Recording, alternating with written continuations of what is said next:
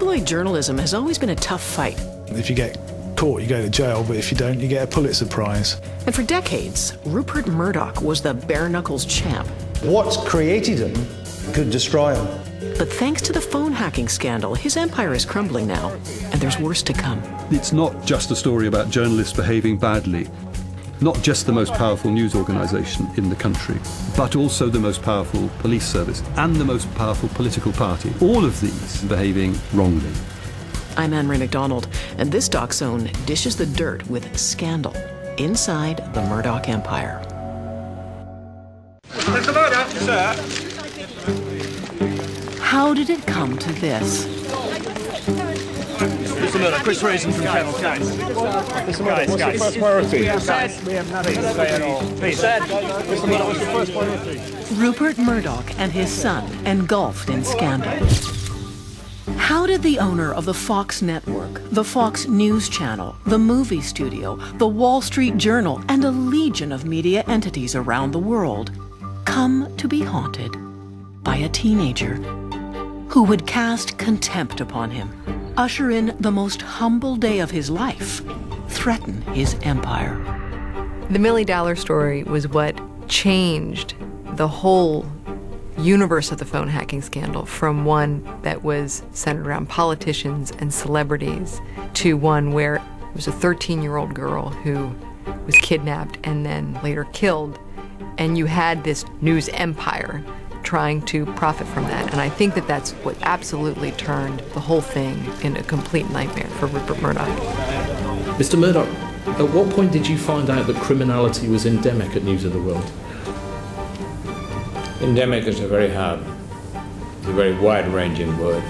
You know, there is a Shakespearean tragedy to what's happened, which is that what's created him now looks like it could destroy him. I would just like to say one sentence. This is the most humble day of my life. Thank you.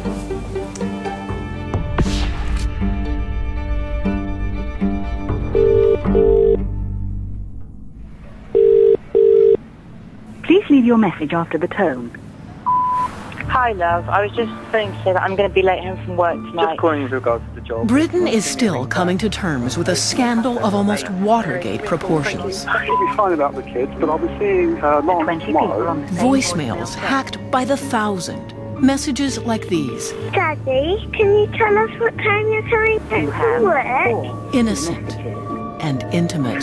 Clarissa, I've got some terrible news. Please ring me back.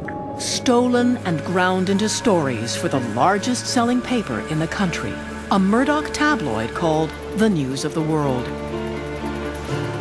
It had gone on for years.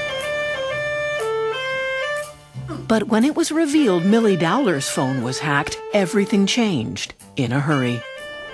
Millie, a 13-year-old, had gone missing on her way home from school.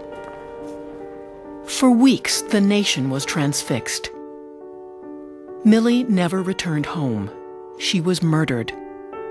When years later it was reported that the News of the World had listened into her messages and deleted them, the nation was incensed. Millie's parents would tell a public inquiry into the scandal how those deletions led to a cruel moment of false hope. For days, their calls had been blocked by a full voicemail. And then we were sitting downstairs in reception and I rang her phone. Yes. And it clicked through onto her voicemail, so I heard her voice. Yes. And it was just like a jump. She's picked up her voicemails, Bob, she's alive. And I was just, it was then, really. Nick Davies is the reporter who broke the phone hacking story for a rival newspaper, The Guardian. He is now writing a book on the revelations. He peered into what he thought was just a journalism dirty trick and ended up tapping into a deep well of corruption. It's not just a story about journalists behaving badly.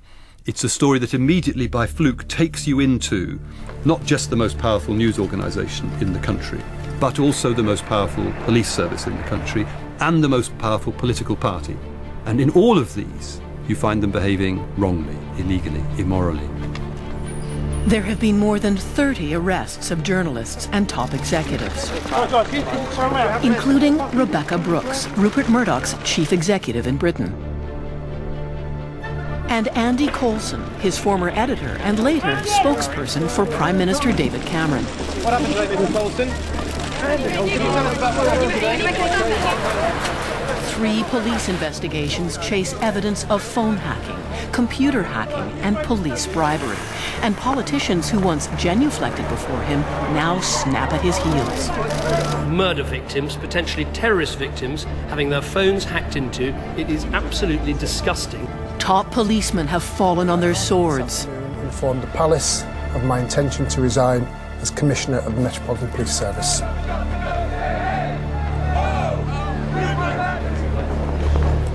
The titan who held sway over prime ministers now has to endure a protection detail that looks more like a perp walk as he and his son are summoned before Parliament.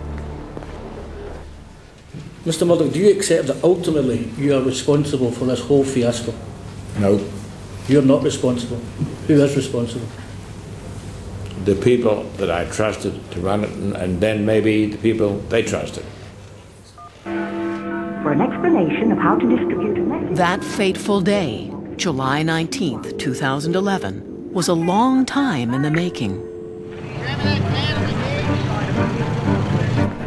He arrived in London, an Australian upstart, and got his hands on the News of the World, a Sunday tabloid. And he made clear his approach would be different than the previous owner. How do you see the role of the proprietor? Would you interfere in editorial policy at all? Oh yes, if necessary, I would. I don't take quite the same attitude as Roy Thompson on that. An endless stream of sex scandals would turn his Sunday title into the largest selling paper in the country.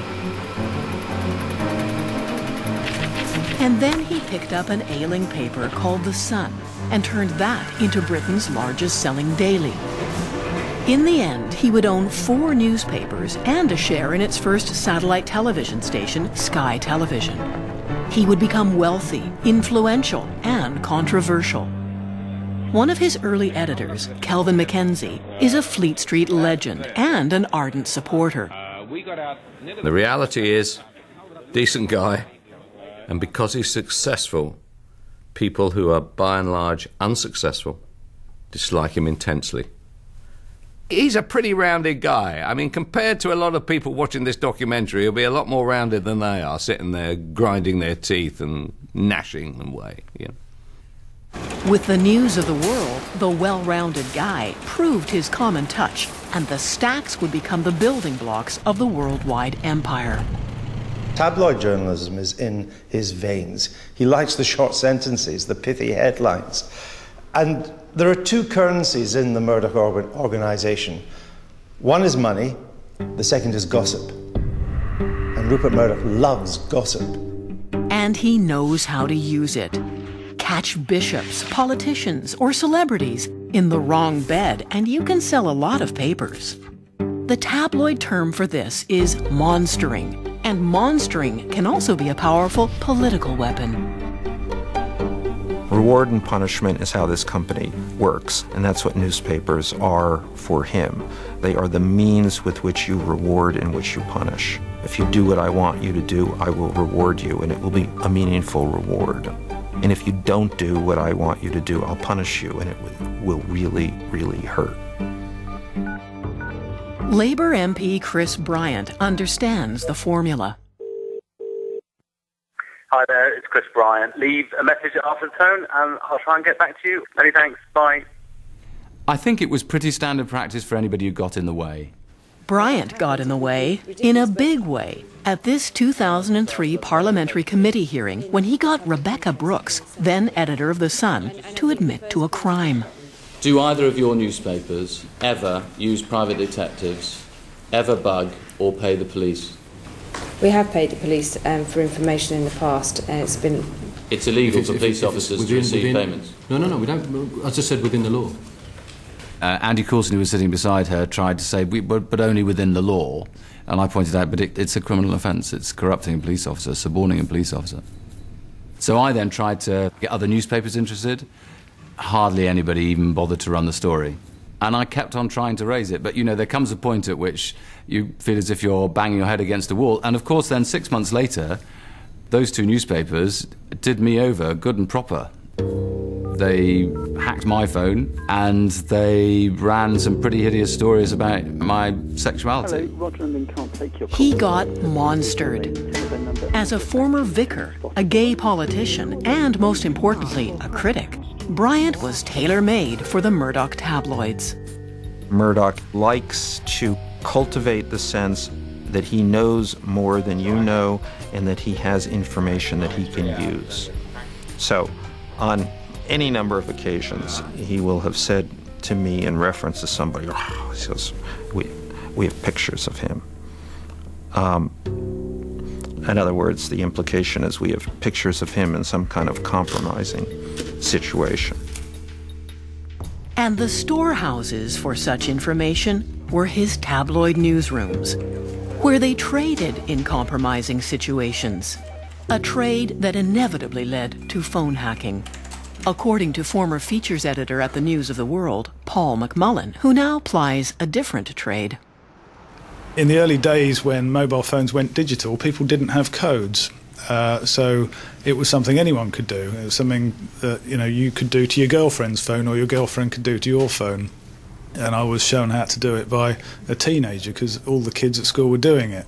You simply hit 9, got the engaged tone, and then entered the default code. I think Vodafone was 4 zeros, T-Mobile was 4 3, something like that. And then you just listen to all the messages. But later, as people became smarter and laws were strengthened, newspapers had to engage in darker arts. Private eyes were deployed to trawl through data banks and bribe or con phone service employees into giving them numbers and voicemail pins, all to satisfy a seemingly insatiable demand. If you didn't write 12 big stories a year, you would be fired. So under pressure, you will ring up all your contacts, police friends, your PIs, just saying, can we get anything on this? And a PI who knows he's going to be well paid and get a bonus will use his usual tricks, which would include phone hacking. If you get caught, you go to jail, but if you don't, you get a Pulitzer Prize. It is that relentless search for gossip that has ensnared Rupert Murdoch and transformed British politics.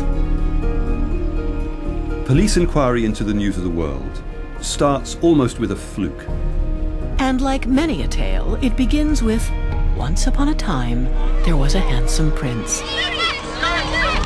First, the News of the World published a silly little story about Prince William having injured his knee. He'd left a couple of messages for people saying, I think my knee is crocked. Then the knee sorted itself out. So when the News of the World published that story, it clearly signalled they must have got it from listening to these messages.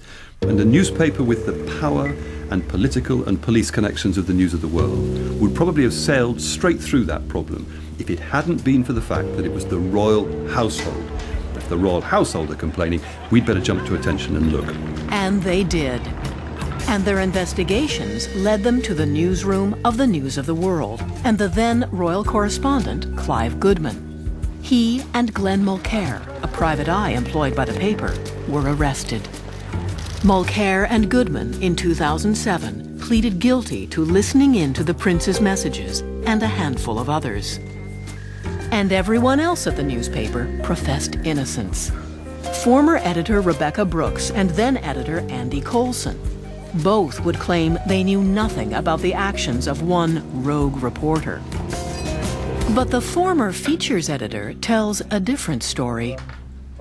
First thing an editor does or says when someone brings in a story is, okay, where did you get it and how can you prove it? And you can say, well, I can prove it because here Ching is his own voice saying, yes, I had sex with Ulrika last night and it was great, darling.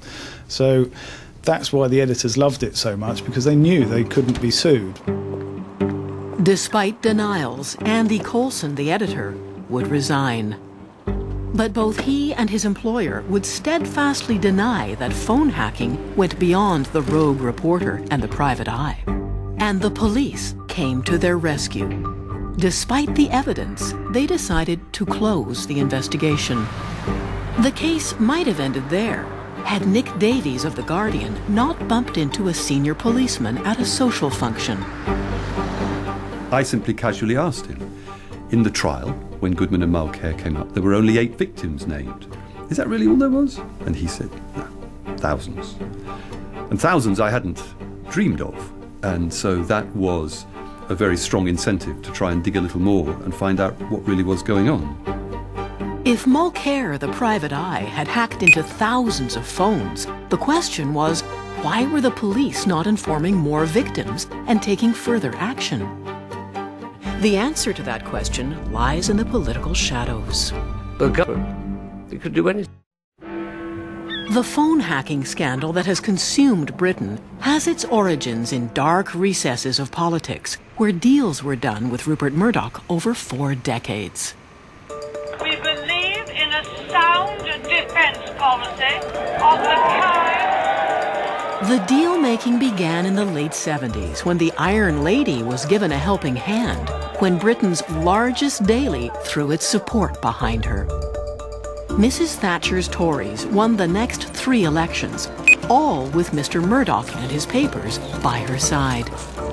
And Rupert Murdoch would gain a great deal from the relationship.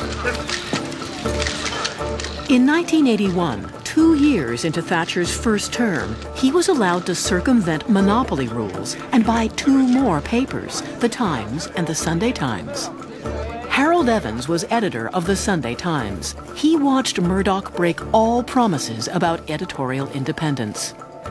The promises to Parliament were broken with impunity. And that was the moment when everybody should have realised that the government was so scared of Rupert, it could do anything. Murdoch's power would eventually seem to place him even above the law. He had a special relationship with the police, which began here. In 1986, Murdoch famously fired all his print workers and moved his 4 titles to a new plant in London's dock area called Wapping. He took on the unions to get out from under labor rules that he claimed were crippling the industry. A battle ensued. One thing everybody's missed is that in the Battle of Wapping, when we were fighting the print unions, our lives became dependent on the police. The police saved our business and saved our lives. And during these times, a special bond was formed so that the News of the World and the Sun ended up with closer relationships with the Metropolitan Police than any other newspaper group in the country. Police inspectors would retire and become well-paid columnists on these papers, and journalists would leave the tabloids and become PR flacks in the Metropolitan Police Public Affairs Department. Ensconced in Wapping, the newspaper proprietor was now on his way to becoming the political puppeteer. The most incredible aspect I have seen in my lifetime is the queue of politicians anxious to kiss Rupert's backside. Come on, lads, you know the rules. But Kelvin Mackenzie played a role assembling that queue. Many a politician felt the whiplash of his headlines. And none more so than Neil Kinnock, the Labour leader who looked like he might win the 1992 election until he got mugged by a headline. Well, it's a bit of fun, wasn't it? Don't you think it's fun? You should get the page 1, you should stick it on there, make the documentary more interesting. I took basically an old gag, I got a light bulb, stuck Kinnock in the middle of it, and the headline simply said, if Kinnock wins today, will the last person to leave Britain please turn out the lights? It was a bit of fun. Despite having been leading the polls, Kinnock lost, and the next day, the Sun gloated. So when Tony Blair took over the Labour Party in 1994, he knew what had to be done. He had to book a flight to Australia, where the top executives and editors of the Murdoch Empire were gathering for the annual bash with the boss on his private yacht. Blair was invited to address the assembled crew. I've made it clear right from the very start, I'm not here to trade policy for editorial support. What Mr. Murdoch's papers do is up to him, what the Labour Party does is up to us. Despite denials, it had all the hallmarks of a pilgrimage, and it paid off. Next election, Murdoch changed sides. Tony always took the view, you're better to fight in elections with the media on your side than against you. And I can understand the argument. but you pay one hell of a price for it. He buys influence, doesn't he?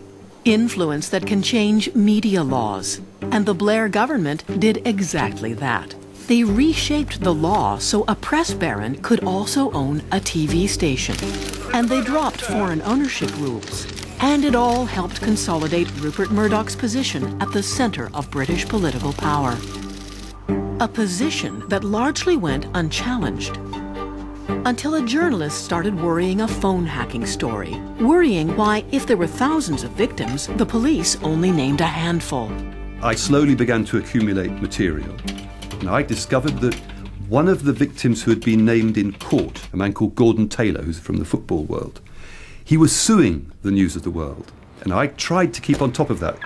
No story had been written about Taylor, but the police told him his phone had been hacked. He was mad, and he hired a lawyer.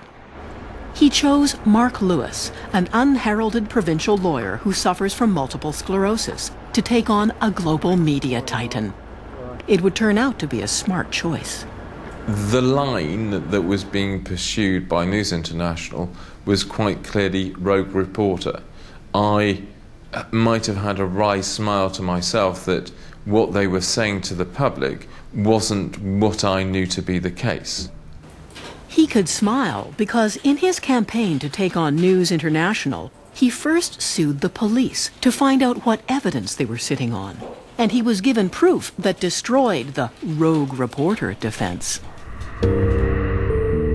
Crucially, the police handed over what became known as the email for Neville.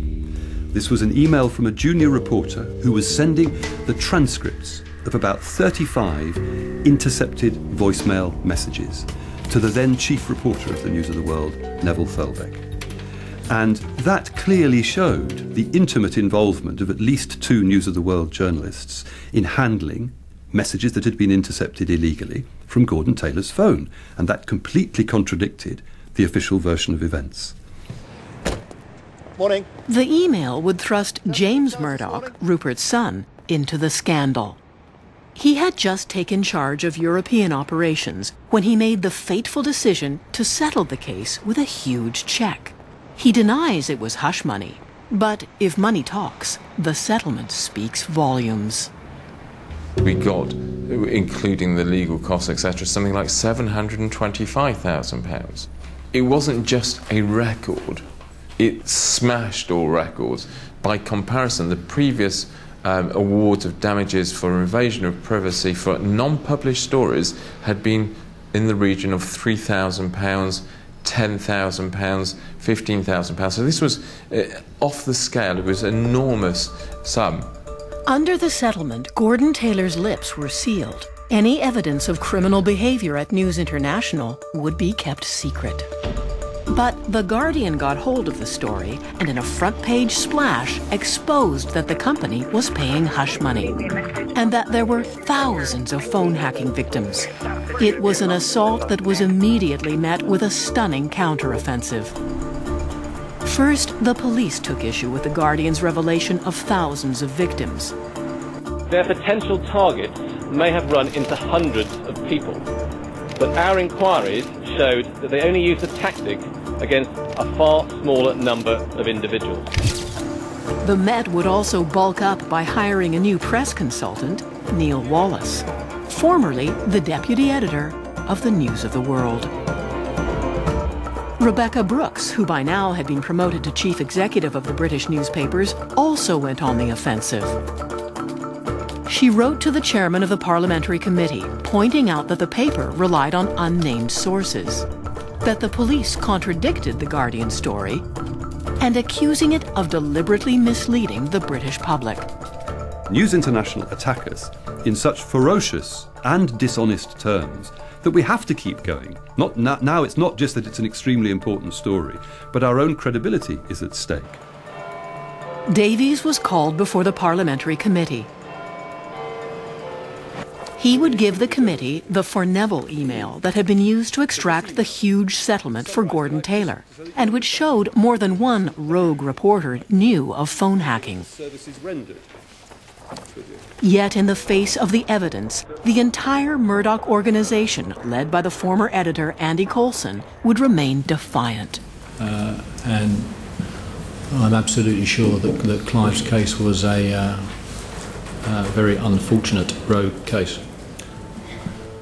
Other execs would stonewall, often hiding behind frail memories. A frustrated parliamentary committee would issue a report accusing Murdoch's executives of collective amnesia. The company had successfully stalled the investigation. It became apparent post-2009 that nobody really wanted to look at this story. I think that was one of the most interesting aspects of the story. So all the things that normally kick in society, the democratic ways of accountability and transparency that would apply if this was an oil company or actually any kind of large corporation, didn't kick in. This was a company that a lot of people were frightened of, I would say still are frightened of. The defenses had held. And in the 2010 election, they would revert to a familiar play. Currying favor by backing a winner. And hoping Conservative leader David Cameron would be duly grateful. The hacking scandal had come up against an enduring presence in the British political landscape. The raw political power of one Rupert Murdoch. Mr. Murdoch, why did you enter the back door at number 10 when you visited the Prime Minister following the last general election? Because I was asked to. Why would that be? To avoid photographers in the front. I imagine, I don't know, I was asked, I just did what I was told. Again, Mr. Murdoch, have you ever imposed any preconditions? Which visit to Downing Street are you talking about? It was just following the last general election. I was invited within days to have a cup of tea to be thanked for the support by Mr. Cameron. Like Blair before him, David Cameron had visited Murdoch on his yacht prior to the election. Morning, Prime Minister. Looking forward to it. When he entered Downing Street that May, his backers had every reason to feel confident that their hacking problems were behind them. James Murdoch and Rebecca Brooks were friends of Cameron. And they had another friend inside number 10, Andy Coulson, after he resigned from the News of the World, had been hired by David Cameron as his press director. I think they thought, that's it, Cameron's not going to agitate over this, and we've got our guys in, and, now the priority is to get the P-Sky bid through because that's, our commercial priority. And that was launched within a month of Cameron getting in. B-Sky B is the company that owns Sky Satellite Television. Murdoch has a 40% share of it, but had a bid in to take full control. It was a business deal worth $12 billion. But like so many deals before, and in the first months of the new government, Murdoch executives met with the Prime Minister 26 times. By fall 2010, it seemed only a matter of time before Murdoch would gain permission to take full control of Sky Television. But there were dissident voices, notably Labour MP Tom Watson. The barons of the media, with their red-topped assassins, are the biggest beasts in the modern jungle. They laugh at the law. They sneer at Parliament. They have the power to hurt us. And they do, with gusto and precision. He was proving to be particularly persistent. And Murdoch's British company devised a plan to silence him.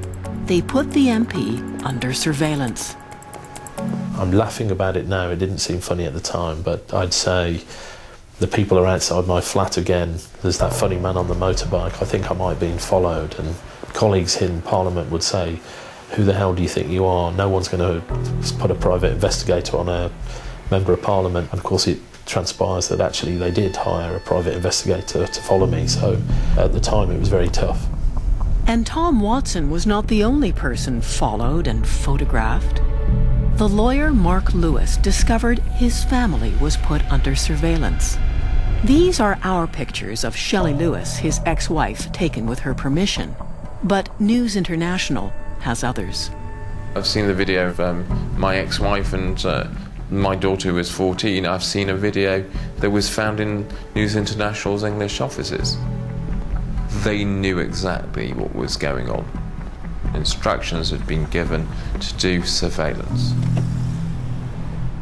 And what they were aiming to do was to persuade them not to pursue these cases. And the lawyers themselves have used the word blackmail to describe what they were up to. It didn't work, and Lewis would eventually play a pivotal role in turning the tide. What gave some momentum was the civil cases. It wasn't me on my own, there was a number of civil lawyers who were pursuing cases in terms of hacking, and eventually the Metropolitan Police decided to reopen an inquiry. Around that time, late 2010, 2011, there's a sense of real crisis inside Murdoch's organisation. This is not going to go away. People keep dragging out new evidence into the public domain.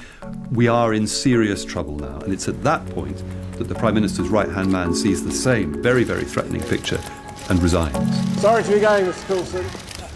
He leaves, and within 6 months, he will be arrested. The pressure from there became so huge that News International threw in their hand, dropped their whole defence and started to admit liability. And you can see it's like this massive castle that had always been impregnable. And you can hardly believe it. There are huge holes in the wall. There are whole towers collapsing. They're on the run. Despite the trouble that surrounds him, Murdoch is determined to keep his Sky takeover on track. He starts paying off victims and hopes that will appease the politicians who have to grant permission. And at his annual summer party in June 2011, it looks like he's pulled it off. Prime Minister Cameron attends what is seen as a pre-celebration for the Sky announcement that is expected within days. And then, The Guardian comes out with that devastating revelation. News of the World journalists had hacked the phone of 13-year-old murder victim Millie Dowler when she was missing and deleted messages on her voicemail. Haunting images of innocence were now rekindled. The last Christmas, the last glimpse of her alive, would now become embers of a firestorm. Millie Dowler was one of those moments where you just put your head in your hands and you think,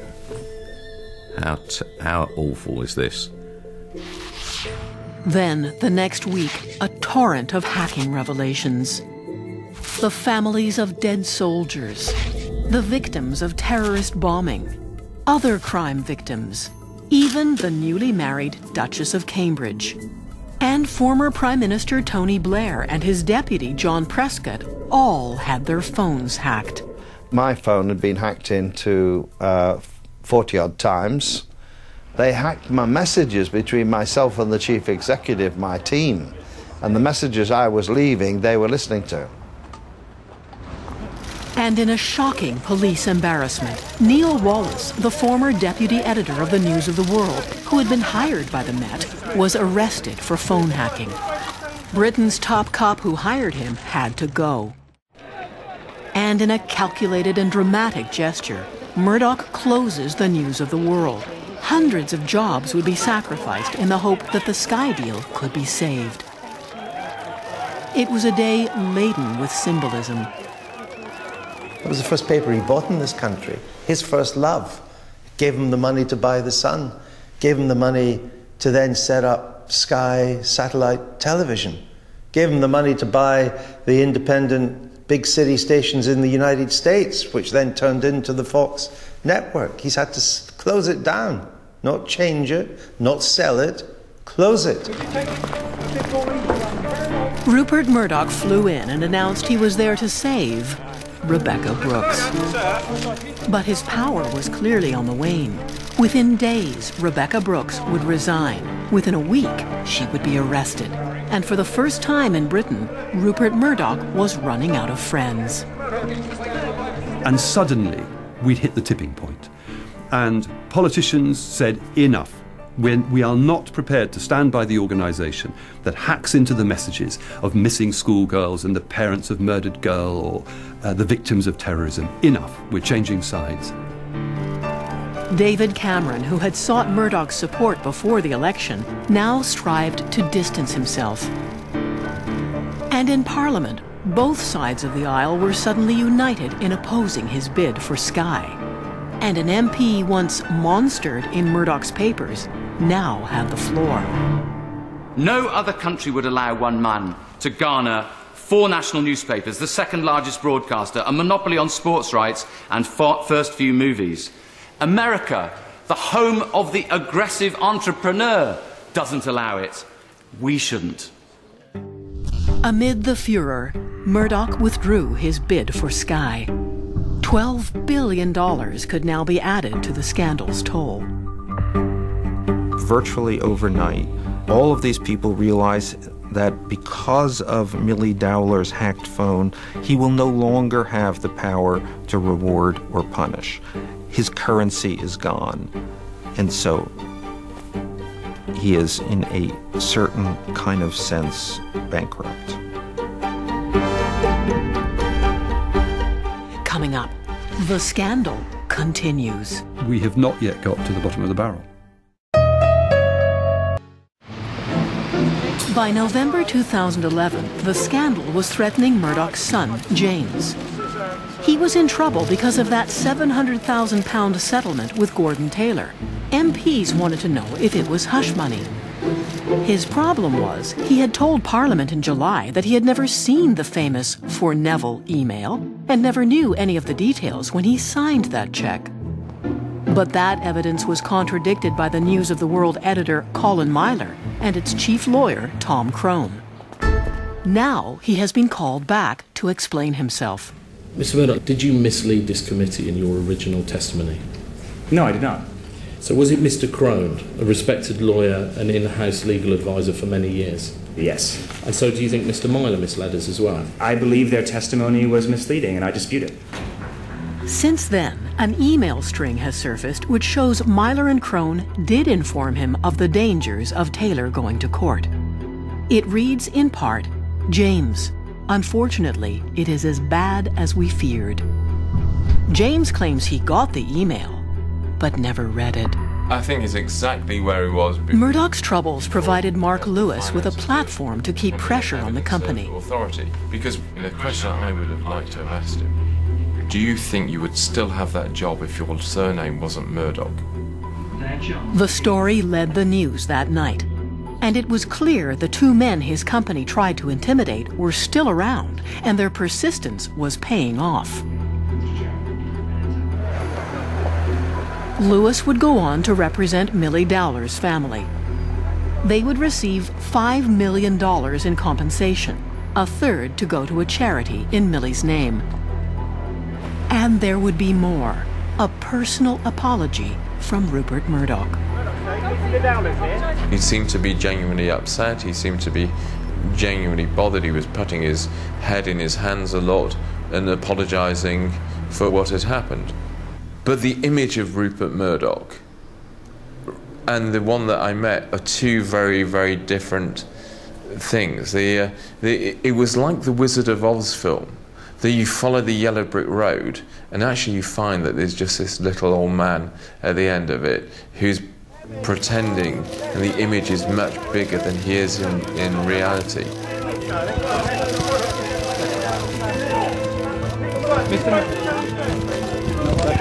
Sorry. Mr. Murdoch, did you say sorry? The hacking scandal has scarred Rupert Murdoch. It has blackened his name. Now it threatens the family legacy where a father passes on a newspaper to a child. I was brought up by a father who was not rich but was a great journalist. And he, just before he died, bought a little small paper, specifically in his will saying he's giving me the chance to do good.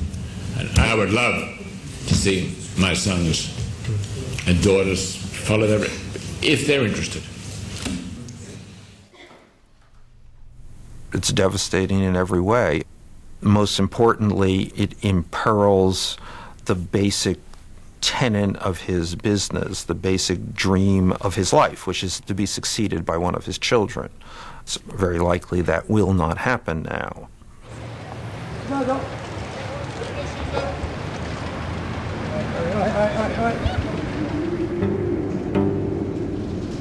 The phone hacking fallout will roll on for years.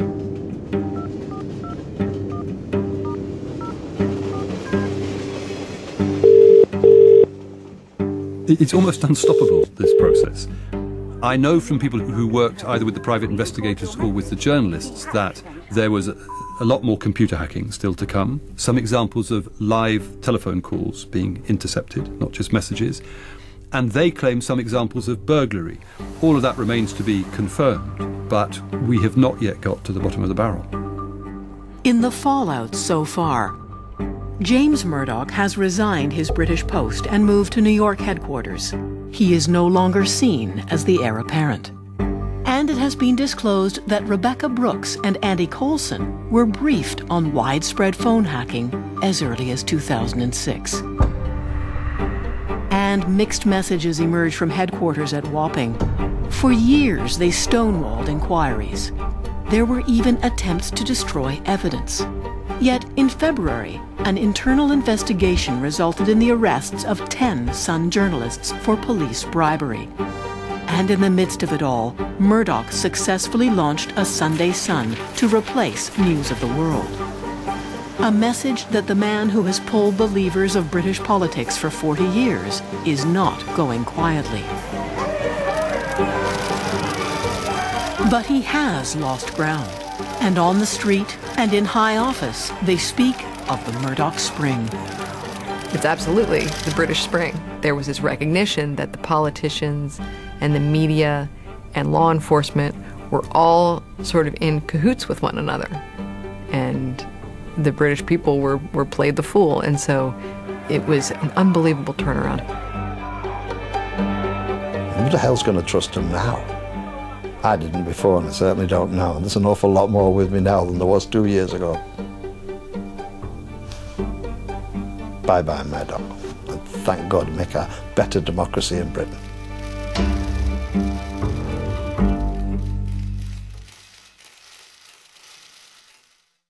The ongoing phone hacking inquiry is still shaking things up. Top executive Rebecca Brooks was arrested again, along with her husband, Charlie Brooks, on suspicion of conspiracy to pervert the course of justice.